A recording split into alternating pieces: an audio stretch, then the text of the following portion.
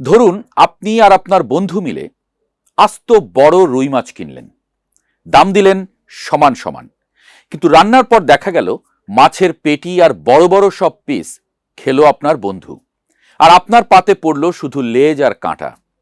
কেমন লাগবে আপনার? ঠিক এই অন্যায়টাই বছরের পর বছর ধরে ঘটছে আমাদের দেশের বিদ্যুৎ খাতের ক্ষেত্রে। ঢাকা বা বড় শহরে আমরা যারা থাকি তারা বিদ্যুতের বিল দেই, আর গ্রামের মানুষ তারাও কিন্তু একই রেটে নিয়মিত বিল দেয়, কিন্তু গরম বাড়লেই বিদ্যুতের সিংহভাগ চলে যায় শহরের পকেটে, আর গ্রামের মানুষের কপালে জোটে শুধু অন্ধকারের সেই লেজ আর কাঁটা। সাম্প্রতিক খবরগুলোতে স্পষ্ট দেখা যাচ্ছে সারা দেশে যে বিদ্যুতের ঘাটতি হচ্ছে তার সিংহভাগ লোডশেডিংয়ে ঠেলে দেয়া হচ্ছে গ্রামের দিকে। শহরের তুলনায় বর্তমানে গ্রামাঞ্চলে বেড়ে গেছে লোডশেডিংয়ের মাত্রা। একবার গেলে যেন আর ফেরার নাম নেই। হয়তো ভাবছেন এটা তো বছরের পর বছর ধরে চলছে, পুরনো কাহিনী, নতুন করে আবার কি হলো? গত কয়েকদিন ধরে দেশে প্রতিদিন সর্বোচ্চ লোডশেডিং হচ্ছে ৩,০০০ মেগাওয়াটের বেশি। সবশেষ গত সোমবার রাত পর্যন্ত সর্বোচ্চ লোডশেডিং রেকর্ড করা হয়েছে ৩,৭৫৭ মেগাওয়াট। এখন প্রশ্ন হলো, এই বিশাল লোডশেডিং হচ্ছে কোথায়? ঢাকা শহরে কি ৩,০০০ মেগাওয়াট লোডশেডিং হচ্ছে? না, ঢাকার দুই কোম্পানি ডিপিডিসি আর ডেসকো মিলে বড়জোর ১০০ থেকে ২০০ মেগাওয়াট লোডশেডিং করছে। তার মানে বাকি প্রায় ৯৫% লোডশেডিংই করা হচ্ছে গ্রামাঞ্চলে, যেখানে বিদ্যুৎ চালায় পল্লী বিদ্যুতায়ন বোর্ড বা আরইবি।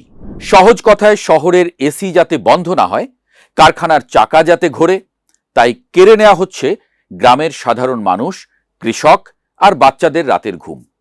হবিগঞ্জের মতো এলাকায় দিনে ১২ ঘন্টাও বিদ্যুৎ থাকছে না। চা বাগানের পাতা নষ্ট হচ্ছে, লোকসান গুনছেন চাষিরা।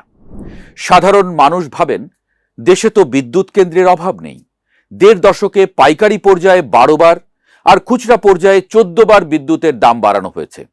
জুন মাসেই বিদ্যুতের দাম বেড়েছে আরেক দফা। তাহলে এত টাকা বাড়িয়েও বিদ্যুৎ কেন মিলছে না? আসলে কয়েক মাস ধরে চলা গ্যাসের সংকট এখনো পুরোপুরি কাটেনি। কাটবে কিভাবে?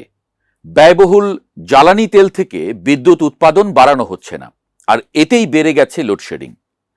জুনেই পাইকারি পর্যায়ে গড়ে ১৯.৮৫% এবং গ্রাহক পর্যায়ে গড়ে ১৬.৬৮% বেড়ে গেছে বিদ্যুতের দাম।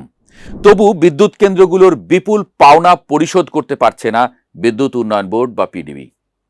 সহজ করে বলি, ধরুন আগে আপনি যদি প্রতি মাসে ১,০০০ টাকার বিদ্যুৎ বিল দিতেন, তবে ১৬.৬৮% দাম বাড়ার পর এখন ঠিক একই পরিমাণ বিদ্যুৎ ব্যবহার করলেও আপনাকে প্রায় ১,১৬৭ টাকা বিল দিতে হবে। অর্থাৎ যে কোনো বাড়তি ব্যবহার ছাড়াই আপনার পকেট থেকে প্রতি মাসে চলে যাবে অতিরিক্ত ১৬৭ টাকা।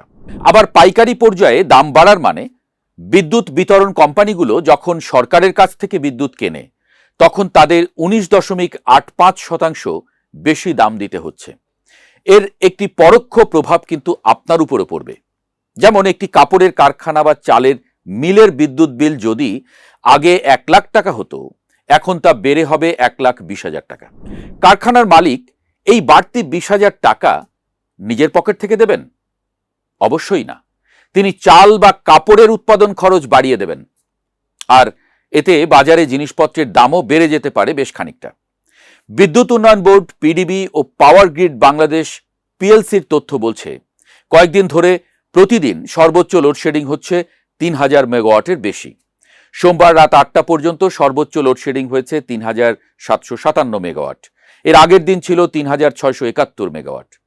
আসল গলতটা হলো, আমরা বাড়ি বানিয়েছি কিন্তু রান্নার চাল কিনিনি। গত ১ দশকে একের পর এক বিদ্যুৎ কেন্দ্র বানানো হয়েছে ঠিকই, কিন্তু সেগুলো চালানোর জ্বালানি অর্থাৎ গ্যাস ও কয়লা আমদানির স্থায়ী ব্যবস্থা করা হয়নি। এর উপরে যোগ হয়েছে ক্যাপাসিটি চার্জ বা কেন্দ্র ভাড়া। বিদ্যুৎ কেন্দ্র অলস বসে থাকলেও তাকে হাজার হাজার কোটি টাকা ভাড়া দিতে হয়। ফলে বিদ্যুৎ উন্নয়ন বোর্ড বা পিডিবির পকেট এখন একেবারে খালি। বিদ্যুৎ কেন্দ্রগুলোর বকেয়া পাওনাই জমে গেছে প্রায় ৫০,০০০ কোটি টাকা। টাকা দিতে পারছে না বলে বেসরকারি কেন্দ্রগুলো কমিয়ে দিয়েছে উৎপাদন। এদিকে ভারতের আদানির কেন্দ্র থেকে শুরু করে আমাদের কয়লাভিত্তিক কেন্দ্রগুলো ধুঁকছে জ্বালানি ও রক্ষণাবেক্ষণ সংকটে। টাকা নেই, তাই তেল দিয়ে বিদ্যুৎ উৎপাদন করা যাচ্ছে না, কারণ তেল কেনা বড্ড ব্যয়বহুল। তাই পিডিবি কি করছে? সন্ধ্যার পর শহরের মানুষকে শান্ত রাখতে তেল দিয়ে একটু উৎপাদন বাড়ায়, আর মধ্যরাতের পর সেই উৎপাদন কমিয়ে দিচ্ছে খরচ বাঁচাতে। মাঝরাতে যখন গ্রামের মানুষ একটু ঘুমাতে যাবে, তখনই শুরু হয় এই নারকীয় যন্ত্রণা। এই চোর পুলিশ খেলা নিয়ে জ্বালানি বিশেষজ্ঞরা কি বলছেন? তারা পরিষ্কার বলছেন, এই সংকট কোনো সাময়িক দুর্যোগ নয়, বরং বছরের পর বছর ধরে নেয়া ভুল নীতির খেসারত। আমাদের পুরো বিদ্যুৎ খাতটাকে সম্পূর্ণ পরনির্ভরশীল বা আমদানি নির্ভর করে ফেলা হয়েছে। আর তাই আন্তর্জাতিক বাজারে জ্বালানির দাম বাড়লেই কিংবা ডলারের সংকট হলেই আমাদের ঘরে নেমে আসে অন্ধকার। বিশেষজ্ঞদের মতে সবচেয়ে বড় দুর্বলতা হলো তথ্যের অস্বচ্ছতা। কাগজে কলমে বা কেন্দ্রীয় কন্ট্রোল রুমে বসে বিদ্যুতের যে ঘাটতি দেখানো হয়, মাঠ পর্যায়ের বাস্তব চিত্র তার চেয়ে বহুগুণ ভয়াবহ। তারা সতর্ক করে বলছেন, গ্রামীণ অর্থনীতি হচ্ছে আমাদের দেশের মেরুদণ্ড। দেশের সিংহভাগ খাদ্য আসে গ্রাম থেকে। সেখানে দিনের পর দিন 12 থেকে 14 ঘন্টা লোডশেডিং দিয়ে রাখলে শুধু মানুষের কষ্টই বাড়ে না, বরং কৃষি উৎপাদন, ক্ষুদ্র শিল্প ও পোল্ট্রি খাতে হয়ে যাচ্ছে অপূরণীয় ক্ষতি। তাহলে এখান থেকে উত্তরণের পথটা আসলে কি? সামনে বা কি হতে যাচ্ছে? বিশেষজ্ঞ মহল এবং নীতি নির্ধারকদের নানামুখী বিশ্লেষণ থেকে দুটি বাস্তবসম্মত সমাধানের কথা উঠে আসছে। প্রথমত, এই মুহূর্তে রেশনিং বা আলো ভাগাভাগি করার নীতিতে আনতে হবে বড় পরিবর্তন। ঢাকা বা শহরগুলোর শীতাতপ নিয়ন্ত্রণ বা বিলাসী বিদ্যুৎ ব্যবহারে কিছুটা লাগাম টেনে ধরা, সেই সাশ্রয় হওয়া বিদ্যুৎ পাঠাতে হবে গ্রামে। কারণ শহরকে 20 ঘন্টা সচল রেখে গ্রামকে 20 ঘন্টা অন্ধকারে রাখা কোনো টেকসই সমাধান হতে পারে না। দ্বিতীয়ত, দীর্ঘমেয়াদী সংস্কার। আমদানি নির্ভরতা কমিয়ে দেশীয় গ্যাস অনুসন্ধান এবং নবায়নযোগ্য জ্বালানির দিকে দ্রুত পা বাড়াতে হবে। একই সাথে বিদ্যুৎ কেন্দ্রগুলোর বকেয়া বিল পরিশোধের একটি স্থায়ী রূপরেখা তৈরি না করলে এই জ্বালানি সংকট কাটছে না সহজেই। দিন শেষে সমতা আর ন্যায়ের প্রশ্নটি সবচেয়ে বড়। বিল পরিশোধের ক্ষেত্রে শহরের ধনী গ্রাহক আর গ্রামের প্রান্তিক কৃষকের মাঝে তফাৎ নেই কোনো। তাহলে আলোর ভাগাভাগিতে কেন এই আকাশ পাতাল বৈষম্য? একটি বৈষম্যহীন নতুন রাষ্ট্র গড়তে হলে আলোর অধিকারও সবার জন্য হতে হবে সমান।